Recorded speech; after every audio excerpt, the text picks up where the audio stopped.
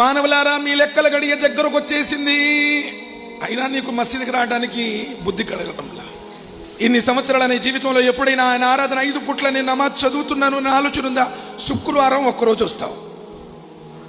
రంజాన్ పండక్కో బక్రీద్ పండక్కో మేము పెద్ద నమాజ్ చదివామంటే ఆ రోజు వస్తావు. ఒకవైపు ఊరు పొమ్మంటుంది, కాడు రమ్మంటుంది, మోకాళ్ళ నొప్పులు వచ్చి, నడువుల నొప్పులు వచ్చాయి, తల వెంట్రుకలని నెరిసిపోయాయి, మొత్తం ఉండి అన్ని రాలిపోతున్నాయి. ఒకవైపు ఇంత జరుగుతున్నప్పటికీ కూడా ధర్మం మీద, దైవం మీద ఆసక్తి అనేది మన జీవితంలో లేదు. 5 పూట్ల నమాజు లేదు, ఖురాన్ పారాయణం లేదు, కనీసం సుబ్హానల్లా, అల్హమ్దులిల్లా, అల్లాహు అక్బర్ చేతి గనుపుల మీద నీకు లెక్కేసే టైం ఉందా? క్యాజువల్గా వస్తున్నారు అంతే మసీదుకి.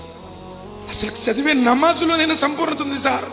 ఒకడు గోడ మొత్తం చూస్తుంటాడు ఏముందా అని చెప్పేసి, ఒకడు ఫోన్ నమాజులోనే ఫోన్ మాట్లాడి నమాజులో తర్వాత చేస్తా, ఇది నమాజులో తెలియక సోదరులారా ఆలోచించారు.